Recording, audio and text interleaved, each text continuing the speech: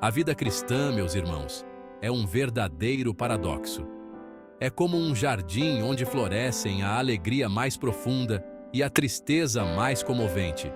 Sentimos a alegria transbordante da salvação, mas também a dor pungente do pecado que ainda nos ronda. É um caminho de vitória, sim, mas também de constante luta contra as tentações, como quem enfrenta uma batalha dentro de si. E nesse caminho, as lágrimas, muitas vezes, são como a chuva que irriga o solo da nossa fé, fazendo-a florescer. É preciso coragem, meus irmãos, para encarar essa realidade. É mais fácil, como muitos fazem, ignorar a tristeza, buscando um evangelho fácil, superficial, como um cafezinho ralo. Mas é na tristeza, no quebrantamento, que encontramos a verdadeira força, como um rio que se fortalece na força da nascente. É quando reconhecemos nossa fragilidade, como o barro nas mãos do oleiro, que Deus se torna gigante em nós, moldando-nos à sua imagem e semelhança. Não tenha medo de chorar, meu irmão. Suas lágrimas são um sinal de que você compreende a gravidade do pecado e a imensidão da graça de Deus, um abraço acolhedor do Pai. É no sofrimento, como um ouro purificado pelo fogo, que aprendemos a depender totalmente do Pai e a encontrar consolo em seus braços. Lembre-se do Salmo 34, versículo 18. O Senhor está perto dos que têm o coração quebrantado e salva-os de espírito abatido. A tristeza, meus queridos, não é o fim da linha, não é o ponto final da nossa história. É um passo importante na caminhada cristã, como uma estação em nossa jornada de fé. É a porta de entrada para um relacionamento mais profundo com Deus, baseado na honestidade e na entrega total, como um filho que se entrega nos braços do Pai. Abrace a tristeza e deixe que ela o conduza para mais perto do coração do Pai, como um barco que navega em direção ao farol. A vida cristã, meus irmãos, é como uma casa construída sobre a rocha, sólida e inabalável. E essa casa se sustenta em dois pilares, a fé e o arrependimento. A fé, como nos ensina Hebreus 11, versículo 1, é a certeza daquilo que esperamos, a convicção de fatos que não vemos. É a confiança inabalável no amor e no poder de Deus, como uma criança que confia no colo do Pai, mesmo quando as circunstâncias parecem difíceis, como um mar revolto. O arrependimento, por sua vez, é como uma mudança de rota, um novo caminho que decidimos trilhar. É reconhecer o pecado como uma ofensa a Deus e a si próprio, e desejar abandoná-lo completamente, como quem troca de roupa e veste uma nova vida. Não se trata apenas de remorso ou tristeza pelo erro, mas de uma mudança real de atitude e comportamento, como um rio que muda seu curso. Fé e arrependimento andam de mãos dadas, como dois amigos inseparáveis. Não podemos nos arrepender genuinamente se não tivermos fé no perdão de Deus, assim como um filho que pede perdão ao pai.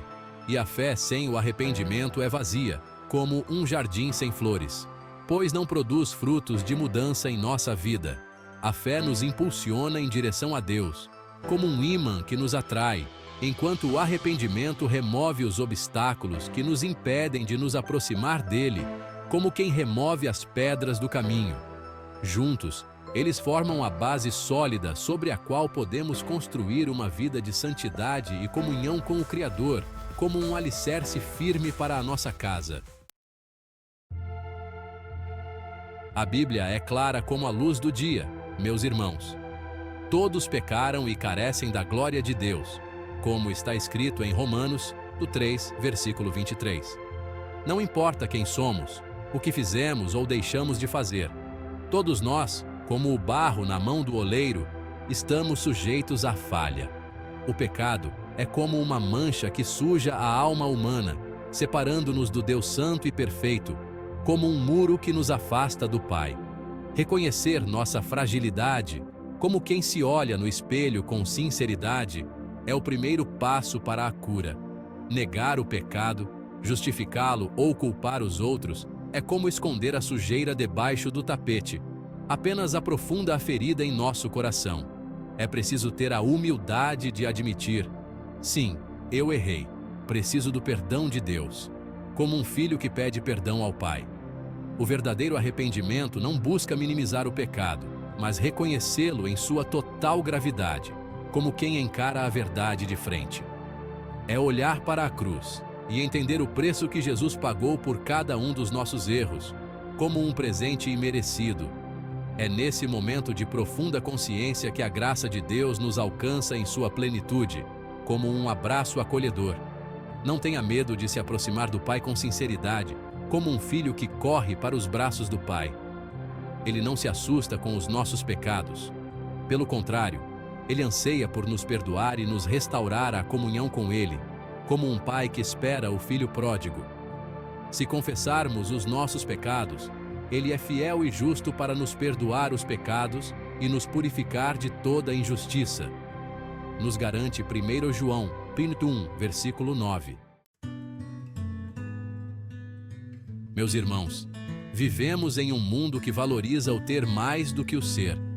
Um mundo que nos tenta a buscar em Deus apenas as bênçãos materiais, como se Ele fosse um gênio da lâmpada mágica. Pedimos saúde, prosperidade, sucesso profissional, mas muitas vezes nos esquecemos do bem mais precioso: a sua graça e o seu perdão, como um filho que pede um brinquedo ao invés do abraço do pai. Não há nada de errado em desejar uma vida confortável, como ter uma casa aconchegante, mas essas coisas jamais devem ser o foco principal da nossa busca, como um mapa que nos desvia do caminho. Quando colocamos os bens materiais acima de Deus, é como trocar o ouro por bijuterias. Corremos o risco de nos tornarmos escravos do dinheiro, da fama e do prazer. Jesus, em sua sabedoria, nos ensinou a buscar primeiro o reino de Deus e a sua justiça, e todas as outras coisas nos serão acrescentadas, como quem planta a semente e colhe o fruto. Isso significa que nossa prioridade deve ser o relacionamento com Deus, o crescimento espiritual e a obediência à sua palavra, como um jardim que precisa ser cuidado. Quando colocamos Deus em primeiro lugar, é como ter um pai que cuida dos seus filhos. Ele cuida de todas as nossas necessidades, de acordo com a sua infinita bondade e sabedoria. As bênçãos materiais podem vir como um presente da sua graça, mas jamais devem ser o objetivo final da nossa fé, como um bônus que recebemos por nossa dedicação. Meus irmãos, a confissão verdadeira é um ato de coragem, como um guerreiro que enfrenta seus medos, e de honestidade, como um espelho que reflete a verdade. É olhar para dentro de si mesmo, sem máscaras ou disfarces, como quem se despe de suas roupas e reconhecer a feiura do pecado que habita em nosso coração, como quem encontra algo indesejado em sua própria casa. É abandonar as justificativas, as desculpas e a tendência de culpar os outros pelos nossos erros, como quem assume a responsabilidade pelos seus atos. O primeiro passo para a confissão é reconhecer a gravidade do pecado, como quem olha para um mapa e percebe que se perdeu no caminho. Não podemos minimizar nossas falhas, tratando-as como meros deslizes ou erros sem importância, como se fossem apenas poeira no tapete. O pecado é uma ofensa a Deus, um ato de rebeldia contra o seu amor e a sua santidade, como um filho que desobedece ao pai. Em seguida, precisamos reconhecer a justiça da punição de Deus, como um juiz que aplica a lei com justiça. O pecado tem consequências, tanto nesta vida quanto na eternidade, como um eco que se propaga no tempo.